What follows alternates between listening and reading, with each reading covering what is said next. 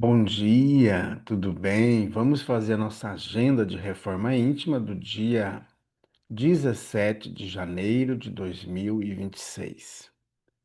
Reflexão e vivência em torno do Evangelho. Vós, portanto, amados, sabendo isto de antemão, guardai-vos de que, pelo engano dos homens abomináveis, sejais juntamente arrebatados e descaiais da vossa firmeza.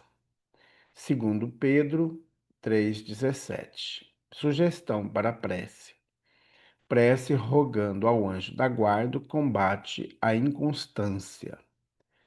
Reflexão. A partir de tua reflexão, estabeleça metas de melhoria íntima para o dia de hoje. Amado Mestre Jesus, amor incondicional de nossas vidas, nós queremos, nesta manhã, agradecer pela semana que passou, pelos, pelas conquistas, também pelas dificuldades que tivemos, porque por elas nós nos aperfeiçoamos, nós nos melhoramos. E queremos pedir, Jesus, que nos ajude a combater a inconstância. Graças a Deus, que Deus seja louvado.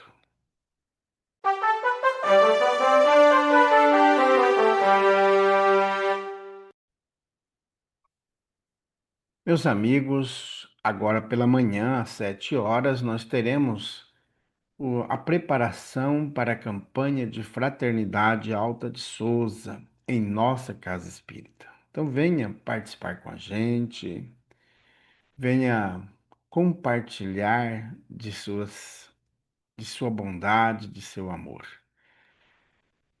A Casa Espírita Amigos da Paz está sediada em Alta Floresta, Mato Grosso, no bairro Jardim Primavera, no final da Avenida Brasil. Mais esclarecimentos, entre em contato com a gente pelo WhatsApp 66 984 66 7110. Meus amigos, nós estamos estudando o livro Luz Acima. Esse livro foi psicografado por Chico Xavier no ano de 1947, ditado pelo espírito Humberto de Campos. E aqui traz o codinome de Irmão X. Capítulo 35. Inesperada observação. Assim que a fama de Jesus se espalhou fartamente, dizia-se em torno de Genezaré que o Messias jamais desprezava o ensejo de ensinar o bem, através de todos os quadros da natureza. Ante as ondas revoltas, comentava as paixões que devastam uma criatura. Contemplando algum ninho com filhos tenros, exaltava a sublimidade dos elos da família. À frente das flores campesinas, louvava a tranquilidade e a segurança das coisas simples. Ouvindo o cântico das aves, reportava-se às harmonias do alto. Ocasião houve em que, de uma semente de mostarda, extraiu o glorioso símbolo para a fé. E numa tarde fulgurante de pregação consoladora, encontrava inesquecíveis imagens do reino de Deus, lembrando um trigal. Explanou sobre o amor celeste, recorrendo a uma dracma perdida. E surgiu um instante, ó surpresa divina, em que o Cristo subtraíra infortunada pecadora ao apedrejamento, usando palavras que lhe denunciavam a perfeita compreensão da justiça. Reconhecida e proclamada a sabedoria dele, porfiavam os discípulos em lhe arrancarem referências nobres e sábias palavras. Por mais se revezassem na exposição de feridas e maldades humanas, curiosos de apreender-lhe a conceituação da vida, o mestre demonstrava incessantes recursos na descoberta da melhor parte. Como ninguém sabia advogar a causa dos infelizes e identificar atenuantes para as faltas alheias, guardando o respeito que sempre consagrou à ordem, guerreava abertamente o mal e chicoteava o pecado. Entretanto, estava pronto invariavelmente ao socorro e amparo das vítimas. Se vivia de pé contra os monstros da perversidade e da ignorância, nunca foi observado sem compaixão para com os desventurados e falidos da sorte. Levantava e animava sempre, estimulava as qualidades superiores em descanso, surpreendia ângulos iluminados nas figuras aparentemente trevosas.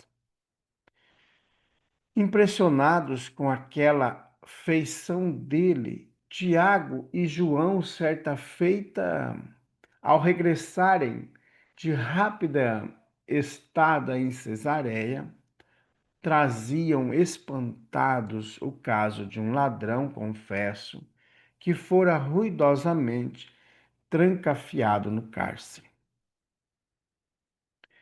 Pisando Cafarnaum de retorno, Tiago disse ao irmão após relacionar as dificuldades do prisioneiro: Que diria o Senhor se viesse a sabê-lo? Tiraria ilações benéficas de acontecimento tão escabroso? Ouvido pelo irmão com indisfarçável interesse, rematou: Dar-lhe-ei notícias do sucedido. Com efeito, depois de abraçarem Jesus, de volta, o filho de Zebedeu passou a narrar-lhe a ocorrência desagradável em frases longas e inúteis.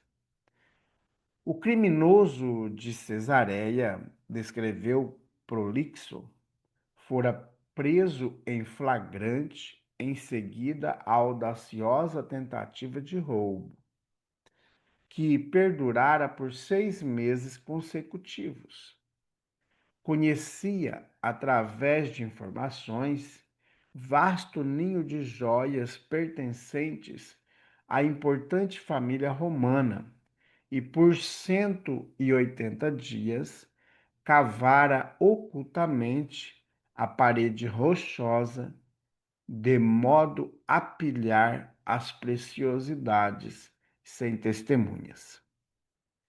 Fizera-se passar por escravo misérrimo, sofrera açoites na carne, padecera fome e sede por determinações de capatazes insolentes, trabalhara de sol a sol num campo não distante da residência patrícia, tão só para valer-se da noite na transposição do obstáculo que o inibia de apropriar-se dos camafeus e das pedras, das redes de ouro e dos braceletes de brilhantes.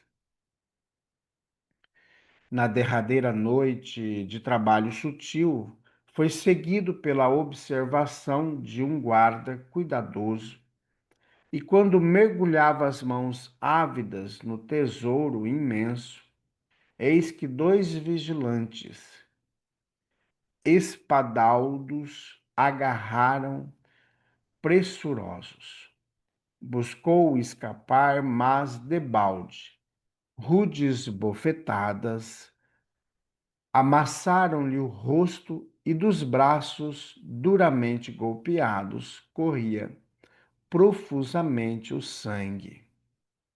Aturdido, espancado depois de sofrer pesadas humilhações, o infeliz agonizando, fora posto a ferros em condições nas quais talvez não lhe seria dado esperar a sentença de morte. O mestre ouviu a longa narrativa em silêncio e, porque observasse a atitude expectante dos aprendizes, neles fixou o olhar percussiente e doce e falou: Se a prática do mal exige tanta inteligência e serviço de um homem, calculemos a nossa necessidade de compreensão, devotamento e perseverança no sacrifício que nos reclama a execução do verdadeiro bem. Logo após, afastou-se, pensativo, enquanto os dois jovens companheiros se entreolhavam, surpresos, sem saberem que a replicar. Espírito Irmão X. Meus amigos, é verdade, né? Essa fala de Jesus, trazida aqui por Humberto de Campos. Às vezes nós empenhamos energias audaciosas, né? Exageros, ideias, sabedoria, toda a nossa inteligência para o mal. Você já imaginou se nós utilizássemos toda a inteligência que nós temos, toda a astúcia para o bem? O que que nós faríamos na humanidade? Nós já éramos para estar no mundo muito mais feliz do que hoje, mas a nossa insistência de ver como que eu vou criar um negócio aqui para pegar dinheiro do poder público, para desviar recursos aqui, desviar recursos acolá. E a gente vai fazendo, e não é só do poder público, porque nas empresas privadas existe o colui com isso. Mecanismos que são utilizados para driblar impostos, para fazer isso, para fazer aquilo. Mecanismos para prejudicar as pessoas menos inteligentes ou mais ignorantes. Então a gente vai criando artifícios maldosos para destruir, para se locupletar daquilo que poderia ser do comum. Então nós podemos nos esforçar para o bem e às vezes a gente não se esforça. Uma dor que nos acomete, eu hoje estou cansado, não vou. Tem uma dificuldade aqui, um detalhe aqui, alguém que está reclamando porque eu estou muito ausente do lar. Então a gente vai retendo essas energias para o bem e a gente fica ali sem fazer nada, ociosamente, e querendo muitas vezes ser premiado por algo que a gente não está correspondendo. Então é muito importante a gente repensar as nossas ações no dia a dia. O que eu estou fazendo para melhorar? Quais são as minhas atitudes? Quais são o empenho, qual é o empenho que eu estou utilizando para que dê certo o bem? Às vezes nós vamos deixando as coisas acontecerem e vamos negligenciando a tarefa. Nós já vimos em vários dias aqui para trás, mais de 30 dias, mensagens trazidas pelo Humberto de Campos que dão-nos puxão de orelha pelas negligências cometidas por nós. E aqui hoje mostra o empenho das energias para o mal. E quantas vezes nós fazemos isso também, negligenciando a tarefa. Então, que Jesus possa nos abençoar e que nós consigamos nos esforçar, mesmo, como diz Alta de Souza, mesmo com os pés sangrando. E até ontem, ou antes de ontem, na agenda de reforma íntima, ou numa das falas que nós trouxemos, também fala de estarmos com os joelhos desconjuntados e buscar o auxílio, buscar trabalhar, porque a gente fica se escondendo numa dor de cabeça, fica se escondendo numa dor aqui, uma dor colar. Eu ficando em casa, deitado eternamente, vai passar a dor? Então, por que que eu não vou fazer a tarefa? É isso que nós devemos buscar constantemente, nos esforçar para o bem. Nós não podemos utilizar dos nossos problemas físicos para negligenciar a tarefa. Nos esforcemos no limite das nossas forças. Vamos fazer prece? Bondoso Jesus, nós queremos nesse momento colocar cada um dos trabalhadores da casa espírita, desde aquele que faz o serviço mais simples, àqueles que assumiram responsabilidade da evangelização, aqueles que assumiram compromissos com a mediunidade, aqueles que fazem parte da diretoria da casa espírita. Que todos nós consigamos, Jesus, desempenhar no limite das nossas forças o trabalho no bem, seja do melhoramento mental, da prática no dia a dia da reforma íntima, do empenho com todas as energias das tarefas que ainda são pequenas que nós temos para desempenhar com as crianças, com os jovens, com as mães, com todos aqueles que buscam auxílio. Bondoso Jesus, fica conosco. Graças a Deus, que Deus seja louvado. Meus amigos, tenhamos um bom dia, fiquemos em paz e que Deus nos abençoe a todos.